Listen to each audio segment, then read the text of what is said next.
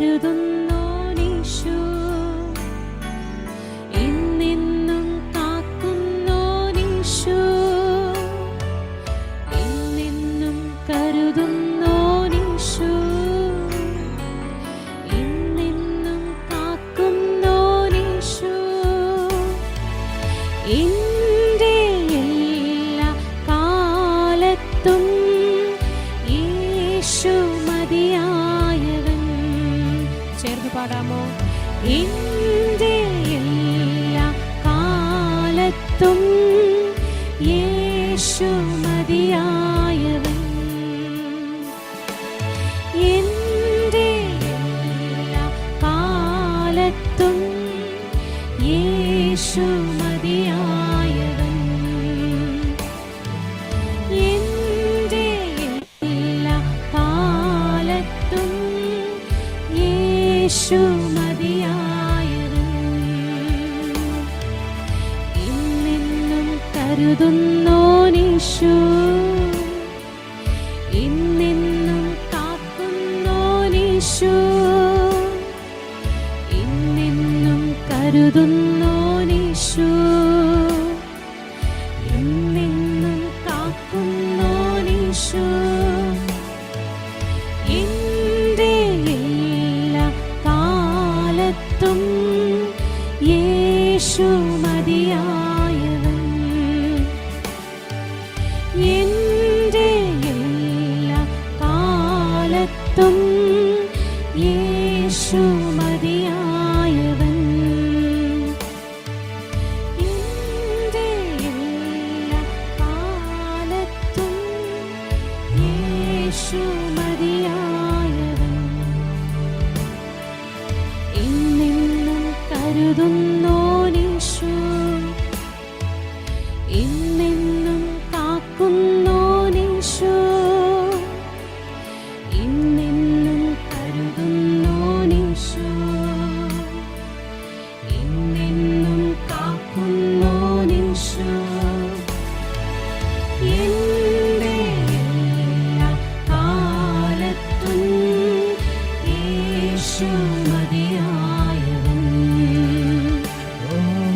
എന്റെ എല്ലാ കാലത്തും യേശു മതിയായവൻ, ജീവനോ മരണമോ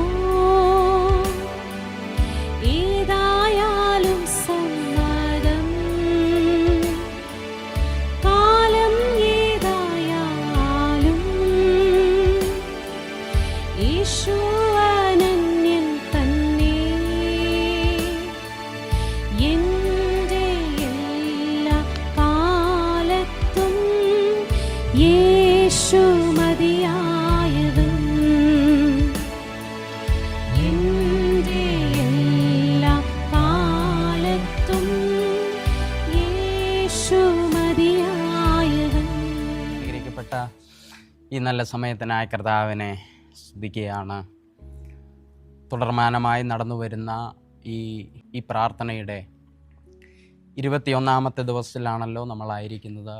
നമുക്കിങ്ങനെ സൂമിലും യൂട്യൂബിലുമായിട്ടൊക്കെ നമുക്കിങ്ങനെ കൂടുവാൻ കർത്താവ് നമുക്ക് അവസരങ്ങളെ നൽകുന്നല്ലോ. എന്നെ കാണുന്ന എല്ലാ പ്രിയപ്പെട്ടവരോടുമുള്ള എൻ്റെ ക്രിസ്തീയ വന്ദനങ്ങളെ ഞാൻ അറിയിക്കുകയാണ്.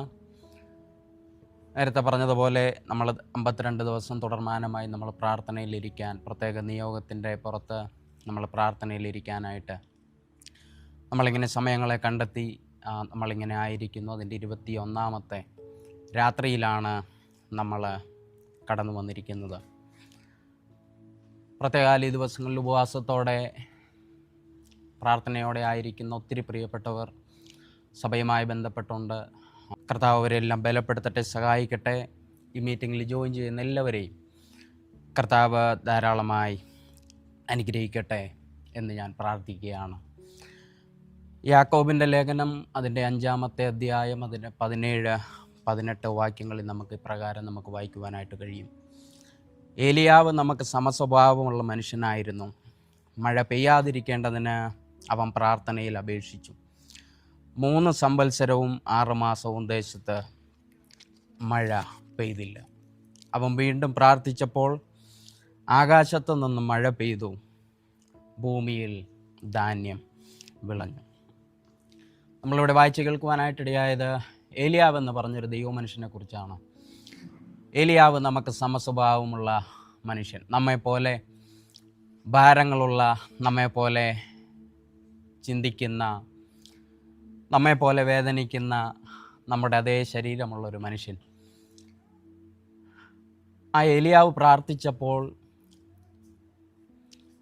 മഴ നിന്നതും ഏലിയാവ് വീണ്ടും പ്രാർത്ഥിച്ചപ്പോൾ ആ വീണ്ടും മഴ പെയ്ത് ദേശത്ത് ധാന്യം വിളഞ്ഞു എന്ന് നമ്മൾ വായിച്ച് കേൾക്കുവാനായിട്ട് ഇടയായി. ഞാൻ വിശ്വസിക്കുന്നു ഈ ദിവസങ്ങളിൽ പ്രാർത്ഥനയോടെ ഉപവാസത്തോടെ ആയിരിക്കുന്ന പ്രിയപ്പെട്ടവരോട് ഞാൻ ഇന്ന് ഈ രാത്രിയിൽ ഞാൻ നിങ്ങളോട് പറയാം, ഏലിയാവ് നമുക്ക് സമസ്വഭാവമുള്ള മനുഷ്യനായ ഏലിയാവ് പ്രാർത്ഥിച്ചപ്പോൾ അങ്ങനെ ദൈവപ്രവർത്തികളെ നടന്നെങ്കിൽ ഞാൻ ഇന്ന് രാത്രിയിൽ ഞാൻ വിശ്വസിക്കുന്നു കർത്താവ് ഈ ദിവസങ്ങളിൽ നമ്മുടെ പ്രാർത്ഥന മുഖാന്തരം ദേശത്ത് കർത്താവ് ചില ദൈവപ്രവർത്തികളെ കർത്താവ് അയക്കുമെന്ന് തന്നെ ഞാൻ വിശ്വസിക്കുകയാണ്. നമ്മൾ ഈ പ്രാർത്ഥനയ്ക്ക് കൊടുത്തിരിക്കുന്ന ടൈറ്റിൽ പോലെ തന്നെ ചില മേഖലകളിൽ കർത്താവ് പണിയാനും പുനഃസ്ഥാപിക്കാനും കർത്താവ് ഈ ദിവസങ്ങളിൽ ഇടയാക്കട്ടെ എന്ന് ഞാൻ പ്രാർത്ഥിക്കുകയാണ്. ബൈബിളിൽ ഒത്തിരി പ്രാവശ്യം നമുക്ക് ഈ പുനഃസ്ഥാപനത്തിൻ്റെ അല്ലെങ്കിൽ പുതുക്കി പണിയലുകളുടെ പ്രാർത്ഥനകളെ നമുക്ക് കാണുവാനായിട്ട് ഇടയാകുന്നില്ല. ചുരുക്കം ചില ഭാഗങ്ങളിൽ മാത്രമാണ് നമുക്കിങ്ങനെയുള്ള പ്രാർത്ഥനകൾ അല്ലെങ്കിൽ യഥാസ്ഥാനപ്പെടുത്തണമേ എന്നുള്ള പ്രാർത്ഥനകൾ നടന്നതായിട്ട് നമുക്ക് ചുരുക്കം സ്ഥലങ്ങളിൽ ചുരുക്കം ഭാഗങ്ങളിൽ മാത്രമാണ് നമുക്ക് കാണുവാനായിട്ട് ഇടയാകുന്നത്. ചരിത്രം നമ്മൾ പഠിക്കുമ്പോൾ ചരിത്രത്തിലും ഒത്തിരി ആളുകൾ ഇങ്ങനെയുള്ള പ്രാർത്ഥനകൾ നടത്തിയതായിട്ട് നമുക്ക് കാണുവാനായിട്ട് ഇടയാകുന്നില്ല. പക്ഷേ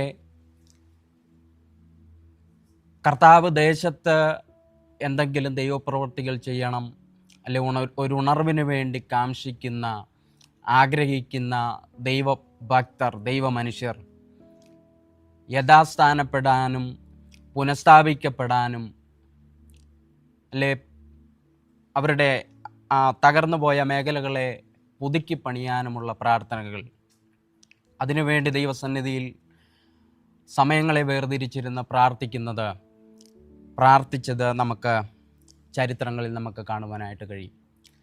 നമ്മളറിയപ്പെടുന്ന ഉണർവുകൾ അല്ലെങ്കിൽ നമ്മൾ പ്രസംഗിക്കുന്ന സമയങ്ങളിൽ നമ്മൾ പറയുന്ന ഉണർവുകൾ, ഒത്തിരി ഉണർവുകളെക്കുറിച്ച് നമ്മൾ പറയാറുണ്ട്. ഈ ഉണർവുകളുടെ എല്ലാം പിന്നിൽ വലിയ പ്രാർത്ഥനയുടെ ഒരു വലയമുണ്ടായിരുന്നതായിട്ട് നമുക്ക് മനസ്സിലാക്കാനായിട്ട് കഴിയും. ഈ പുനഃസ്ഥാപനത്തിൻ്റെ അല്ലെങ്കിൽ ഈ പുതുക്കിപ്പണിയലിൻ്റെ പ്രാർത്ഥനകൾ പ്രാർത്ഥിച്ച ചില ദൈവമനുഷ്യരിൽ പ്രധാനപ്പെട്ട ചില വ്യക്തികളാണ്. ഒന്ന് ജോൺ വെസ്ലി എന്ന് പറഞ്ഞ ദൈവമനുഷ്യൻ, ഇവാൻ റോബർട്ട്സ് എന്ന് പറഞ്ഞ ആ ദൈവമനുഷ്യൻ, ഇങ്ങനെ ചുരുക്കം ചിലരാണ് പുനഃസ്ഥാപനത്തിൻ്റെയും പുതുക്കിപ്പണിയലിനും ദൈവസന്നിധിയിൽ സമയങ്ങളെ വേർതിരിച്ചിരുന്ന പ്രാർത്ഥിക്കുവാനിടയായത് എന്ന് നമുക്ക് ചരിത്രങ്ങളിൽ നിന്ന് വായിക്കുവാനായിട്ട് കഴിയും.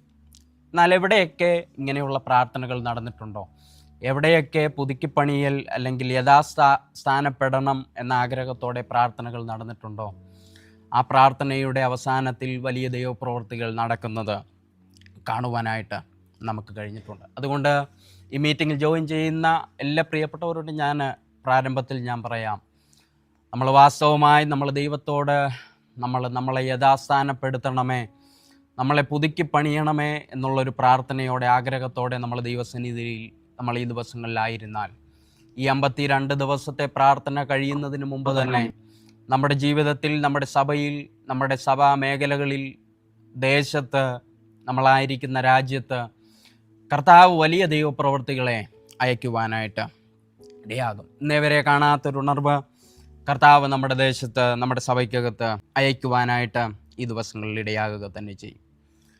കർത്താവ് അത് ചെയ്യട്ടെ. നമ്മൾ വളരെ പ്രാർത്ഥനയോടെ നമുക്ക് ദൈവസന്നിധിയിലായിരിക്കാം. നമ്മൾ ഈ ദിവസങ്ങളിൽ നമ്മൾ പ്രധാനമായും നമ്മൾ ചിന്തിച്ചു വരുന്ന ദൈവദാസന്മാരിലൂടെ നമ്മൾ കേട്ടുകൊണ്ടിരിക്കുന്ന ആ പ്രധാനപ്പെട്ട ഭാഗം നെഹമ്യാവിൻ്റെ മതിൽ പണിയുമായി ബന്ധപ്പെട്ട സംഭവങ്ങളാണ്, അല്ലെങ്കിൽ അതുമായി ബന്ധപ്പെട്ട കാര്യങ്ങളാണ് നമ്മൾ ഈ ദിവസങ്ങളിൽ ചിന്തിച്ചു വരുന്നത്. നെഹമ്യാവിൻ്റെ പുസ്തകത്തിൽ നമുക്ക് കാണുവാനായിട്ട് കഴിയും, പ്രവാസത്തിൽ നിന്ന് തെറ്റിപ്പോയ, അല്ലെങ്കിൽ പ്രവാസത്തിൽ നിന്ന് ഒഴിഞ്ഞുപോയ ആ ജനത്തിൻ്റെ അവസ്ഥയെക്കുറിച്ച് നെഹമ്യാവിൻ്റെ അടുക്കൽ വന്ന ആളുകളോട് ചോദിച്ച് മനസ്സിലാക്കുന്നതും, അവിടെ നടന്ന, അല്ലെങ്കിൽ ആ ദേശത്ത് നടക്കുന്ന, അല്ലെങ്കിൽ അവർ കടന്നു പോകുന്ന പ്രതിസന്ധികൾ കേട്ടപ്പോൾ നെഹമ്യാവിരുന്ന് പ്രാർത്ഥിക്കുന്നതും കരഞ്ഞതും ഉപവസിക്കുന്നതുമൊക്കെയാണ് നെഹമ്യാവിൻ്റെ പുസ്തകത്തിൽ 1-ാമത്തെ അധ്യായത്തിൽ നമുക്ക് കാണുവാനായിട്ട് ഇടയാകുന്നത്. നെഹമ്യാവ് മതിൽ പണിക്ക് മുമ്പ് ഉപവാസത്തോടും പ്രാർത്ഥനയോടും ദൈവസന്നിധിയിൽ സമയങ്ങളെ ചെലവഴിച്ചതായിട്ട് നമുക്ക് കാണുവാനായിട്ട് കഴിയും. ഈ നെഹമ്യാവ് മതിൽ പണിത സമയത്ത് നെഹമ്യാവിൻ്റെ പണിയെ തടസ്സപ്പെടുത്തുന്ന രീതിയിൽ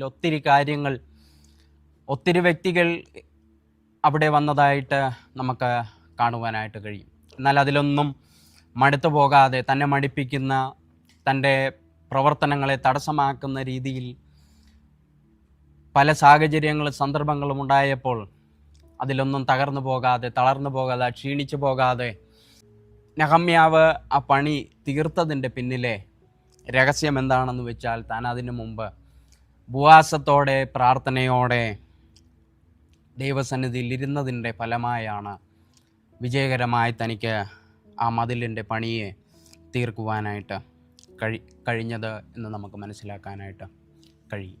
ഈ ദിവസങ്ങളിൽ നമ്മളെ റീസ്റ്റോർ ചെയ്യണം, റീബിൽഡ് ചെയ്യണം എന്നുള്ള പ്രാർത്ഥനയോടെ നമ്മൾ സഭയായി, നമ്മൾ കുടുംബങ്ങളായി, നമ്മൾ ദൈവസന്നിധിയിലായിരിക്കുമ്പോൾ കർത്താവ് ഈ ദിവസങ്ങളിൽ അങ്ങനെയുള്ള അനുഭവങ്ങൾ നമുക്ക് നൽകും. നമ്മൾ ഈ ദിവസങ്ങളിൽ നമ്മൾ ഹൃദയംഗമായി നമ്മൾ കർത്താവിനോട് നമ്മൾ പ്രാർത്ഥിക്കുക.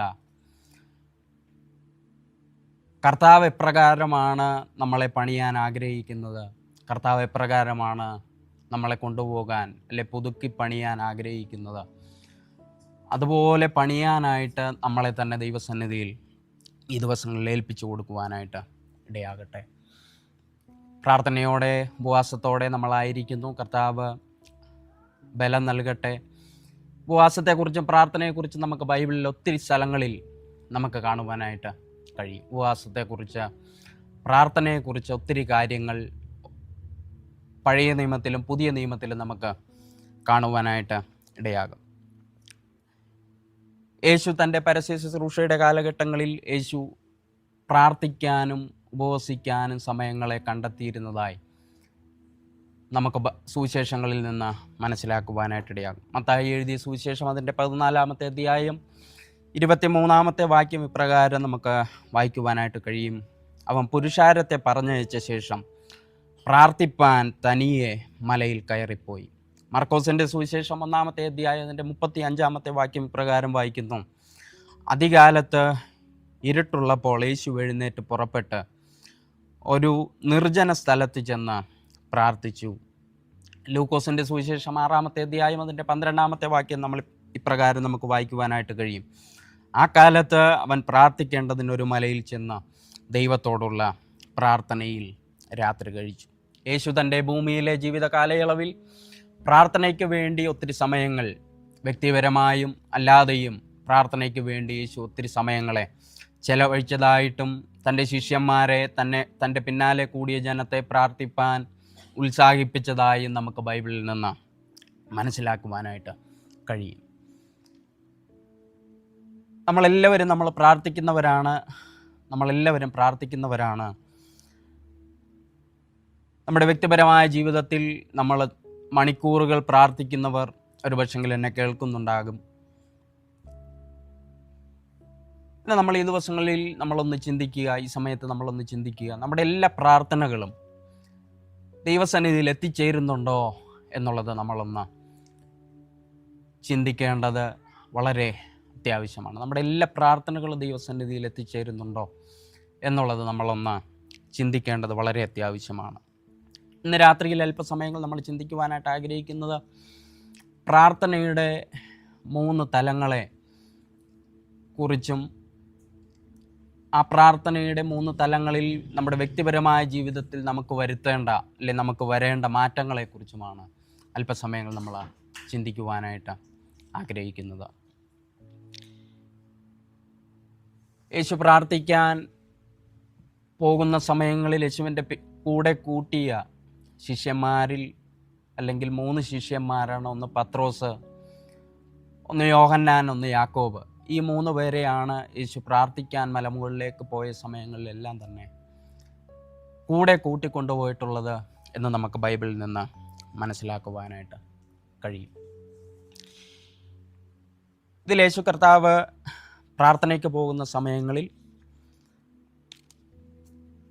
അല്ലെങ്കിൽ യേശുവിൻ്റെ പ്രാർത്ഥന സമയങ്ങളിൽ യേശുവിനോട് കൂടെ ഭൂരിഭാഗ സമയങ്ങളിലും ഉണ്ടായ അല്ലെങ്കിൽ യേശുവിൻ്റെ ശുശ്രൂഷ കാലഘട്ടങ്ങളിൽ യേശുവിൻ്റെ കൂടെ നടന്നൊരു വ്യക്തിയാണ് പത്രോസ് എന്നുള്ള ആ ശിഷ്യൻ. പത്രോസിനെ കുറിച്ച്, പത്രോസിൻ്റെ ജീവിതത്തിലെ പ്രാർത്ഥനാ ജീവിതം അല്ലെങ്കിൽ പത്രോസിൻ്റെ ജീവിതത്തിൽ ഓരോ സമയങ്ങളിലും ഉണ്ടായ മാറ്റങ്ങൾ, അത് നമ്മൾ ഒത്തിരി പ്രസംഗങ്ങളിലൂടെ നമ്മൾ കേട്ടിട്ടുള്ളതാണ്.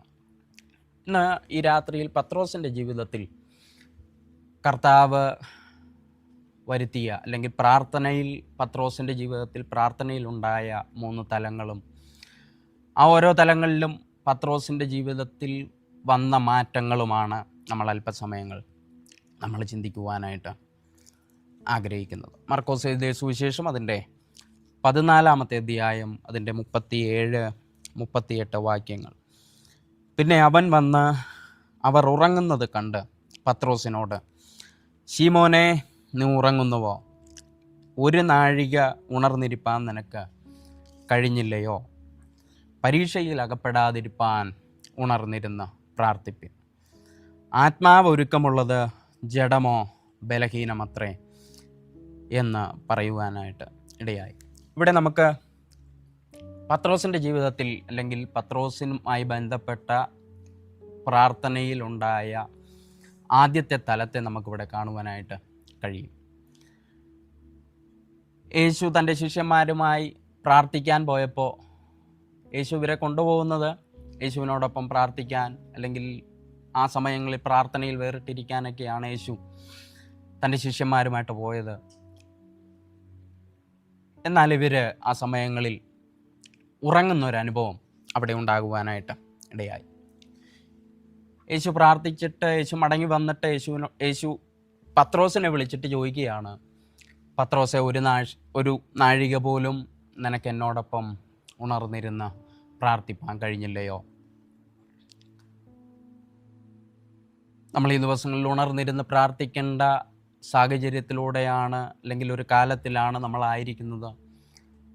നമ്മുടെ ഉറക്കങ്ങളെ, നമ്മുടെ മന്ദതകളെ ഈ ദിവസങ്ങളിൽ നമ്മൾ മാറ്റിവെച്ച് നമ്മൾ ഈ ദിവസങ്ങൾ ഉണർന്നിരുന്ന് പ്രാർത്ഥിക്കേണ്ട ഒരു സമയത്തിലാണ് നമ്മൾ കടന്നു വന്നിരിക്കുന്നത് എന്നുള്ളത് ദൈവമക്കളാരും മറന്നു പോകരുത്. ഈ തലത്തിലെ ഒരു പ്രത്യേകത, ഇവരുടെ ആത്മാവിൽ ഇവരൊരുക്കമുള്ളവരാണ്. ഇവരുടെ ആത്മാവിൽ ഇവർക്ക് പ്രാർത്ഥിക്കണമെന്നും ദൈവത്തോടു കൂടെ ആയിരിക്കണമെന്നും ദൈവസന്നിധിയിൽ സമയങ്ങളെ ചെലവഴിക്കണമെന്നൊക്കെ ഇവർക്ക് ആഗ്രഹമുണ്ട്. എന്നാൽ ഇവരുടെ ജഡം ബലഹീനമായതുകൊണ്ട് ഇവർക്ക് സമയങ്ങൾ ആ പ്രാർത്ഥനയ്ക്ക് വേണ്ടി ഇരിക്കാനായിട്ട് പറ്റാതെ ഇവരുടെ ജഡം ബലഹീനമാകുവാനായിട്ട് ഇടയായി. പത്രോസിനെ സംബന്ധിച്ച് പത്രോസ് മറ്റാർക്കും ലഭിക്കാത്ത വെളിപ്പാട് പറഞ്ഞ അല്ലെ വെളിപ്പാട് ലഭിച്ച ഒരു വ്യക്തിയാണ് പത്രോസ്. യേശു ജീവനുള്ള ദൈവത്തിൻ്റെ പുത്രനാണ് എന്നുള്ള വെളിപ്പാട് മറ്റാരും പറയാതിരിക്കുമ്പോൾ പത്രോസ് മുമ്പോട്ട് വന്ന് പറഞ്ഞ സാഹചര്യങ്ങൾ, സന്ദർഭങ്ങളൊക്കെ നമുക്ക് സുവിശേഷങ്ങളിൽ നമുക്ക് വായിക്കുവാനായിട്ട് ഇടയാകും. എന്നാൽ ഇവിടെ നമുക്ക് കാണുവാനായിട്ട് കഴിയുന്ന ഉറങ്ങുന്നൊരു പത്രോസിനെ നമുക്കിവിടെ കാണുവാനായിട്ട് കഴിയും. നമ്മുടെ ഓരോരുത്തരുടെയും ജീവിതത്തിൽ ഈ ഒരു പ്രാർത്ഥനാ തലം നമ്മൾ ഓരോ ദിവസവും നമ്മൾ കടന്നു പോകുന്നു അല്ലെങ്കിൽ അനുഭവിക്കുന്നവരാണ്. ആത്മാവിൽ നമുക്ക് ആഗ്രഹങ്ങൾ ഒത്തിരി ഉണ്ട്.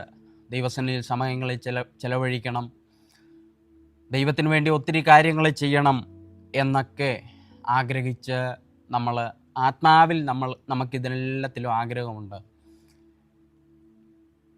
എന്നാൽ ചില സമയങ്ങളിൽ നമ്മളെ ക്ഷീണിപ്പിക്കുന്ന,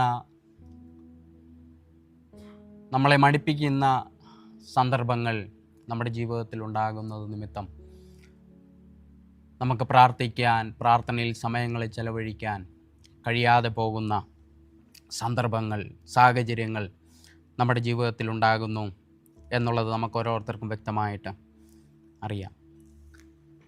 ഈ ദിവസങ്ങളിൽ കർത്താവ് നമ്മളെക്കുറിച്ച് ആഗ്രഹിക്കുന്നത്, ഞാൻ നേരത്തെ പറഞ്ഞതുപോലെ, നമ്മൾ ഈ ദിവസങ്ങളിൽ ഉണർന്ന് പ്രാർത്ഥിക്കേണ്ടുന്ന ഒരു സമയത്തിലാണ് നമ്മൾ ഓരോരുത്തരും ആയിരിക്കുന്നത്. കർത്താവ് നമ്മളെക്കുറിച്ച് ആഗ്രഹിക്കുന്നത് അതുതന്നെയാണ്.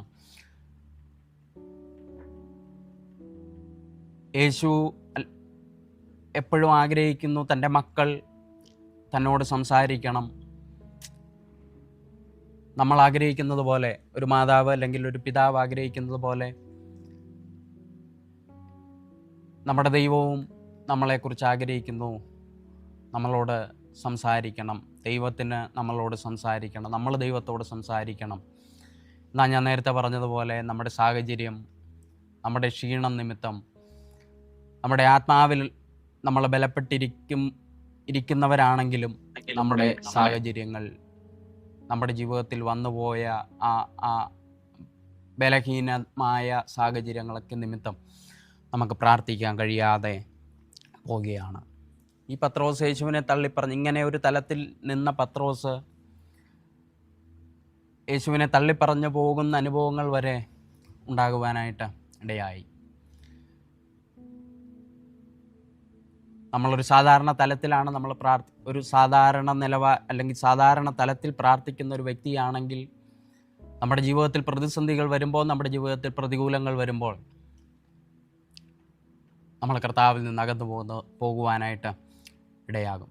അതുകൊണ്ട് കർത്താവ് ഈ ദിവസങ്ങളിൽ നമ്മുടെ പ്രാർത്ഥനാ ജീവിതം കുറച്ചുകൂടെ അല്ലെങ്കിൽ അടുത്ത തലത്തിലേക്ക് കർത്താവ് ഈ ദിവസങ്ങളിൽ കൊണ്ടുപോകാൻ ആഗ്രഹിക്കുകയാണ്. ഈ പത്രോസ് കർത്താവിൽ നിന്ന് അകന്നുപോയ, അല്ലെങ്കിൽ കർത്താവിനെ തള്ളിപ്പറഞ്ഞ് പോയ പത്രോസ് വീണ്ടും കർത്താവിലേക്ക് മടങ്ങി വരുന്ന ഭാഗങ്ങൾ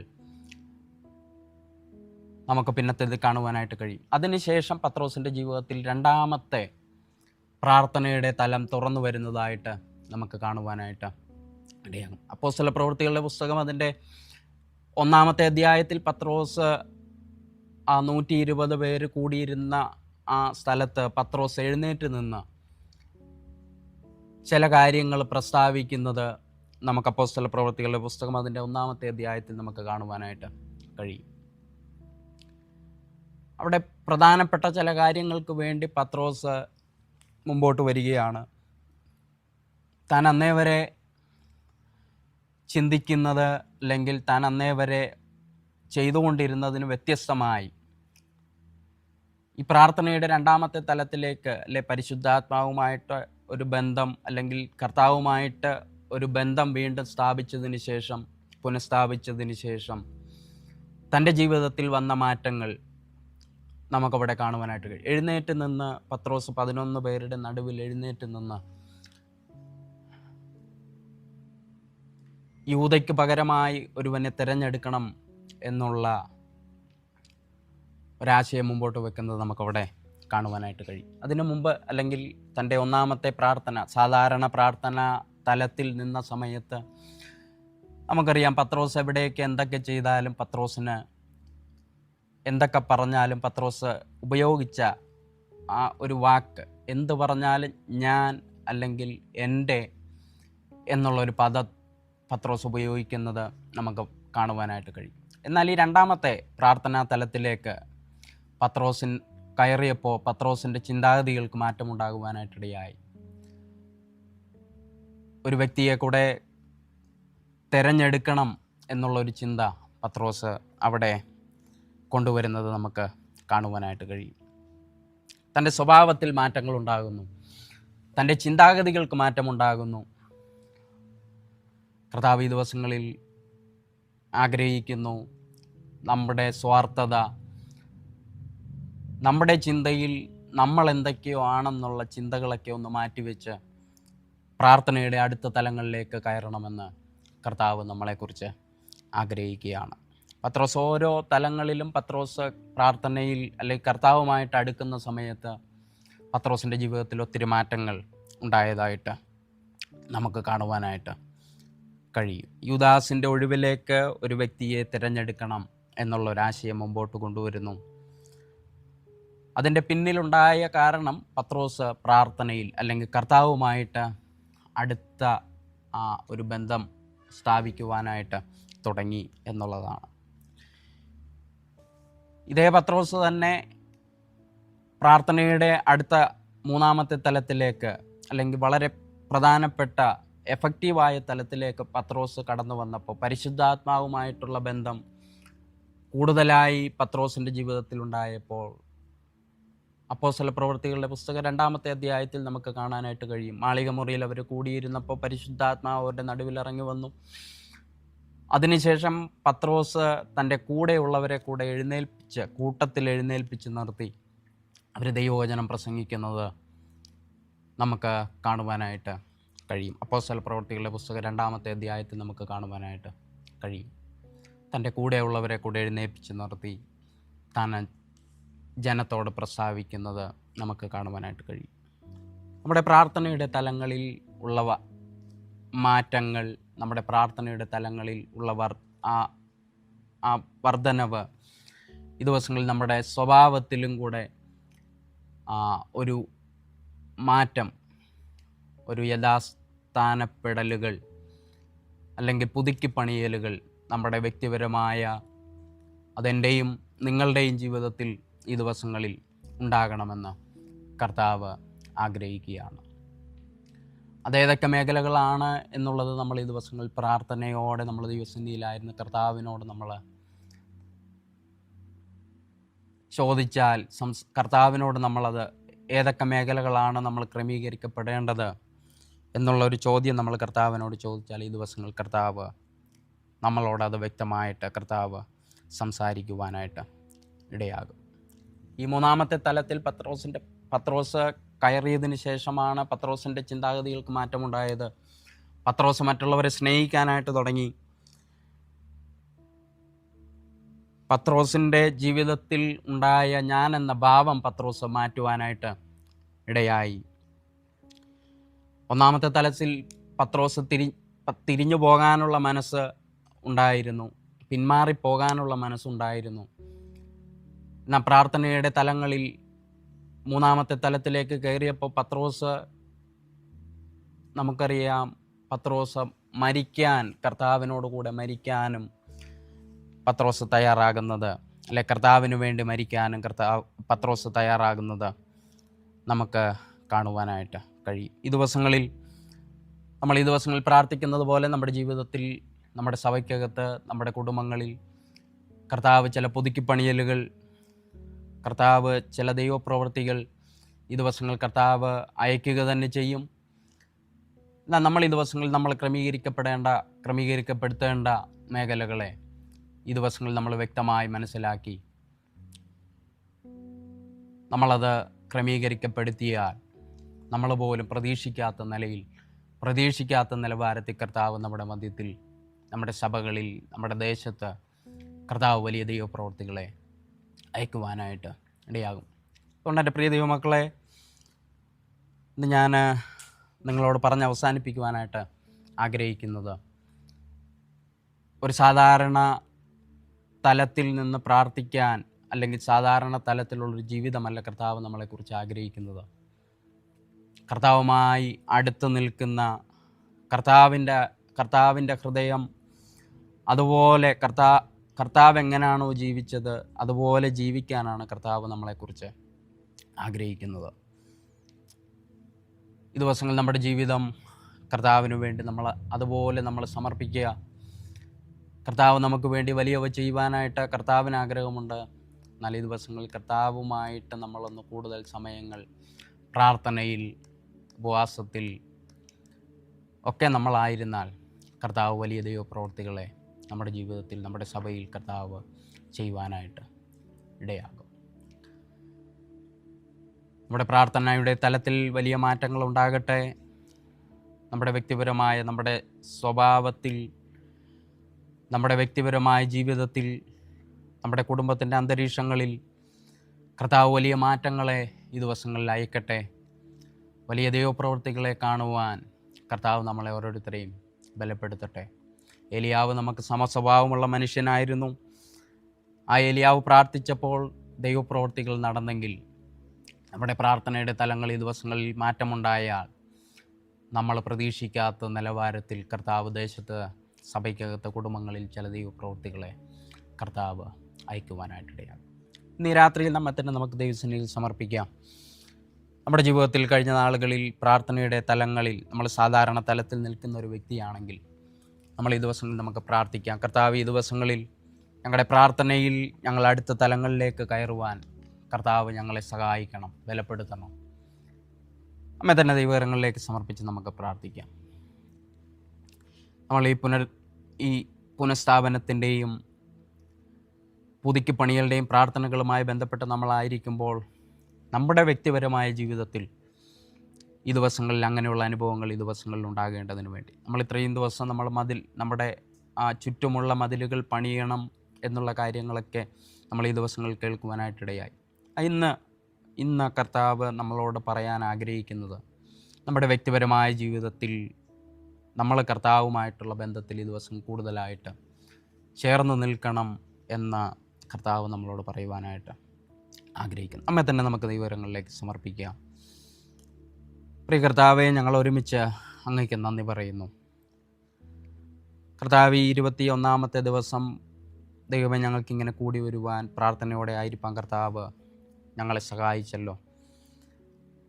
പല സമയങ്ങളിൽ ഞങ്ങൾ പ്രാർത്ഥനയിൽ കർത്താവെ അങ്ങ് ആഗ്രഹിക്കുന്നത് പോലെ ഞങ്ങൾക്ക് സമയങ്ങൾ ചെലവഴിക്കാൻ, കർത്താവ് ആഗ്രഹിക്കുന്നത് പോലെ ഞങ്ങൾക്ക് പ്രാർത്ഥിക്കാൻ കഴിയാതെ പോയ സന്ദർഭങ്ങൾ, മേഖലകൾ ഞങ്ങളുടെ ജീവിതത്തിൽ ഉണ്ടായിട്ടുണ്ട്.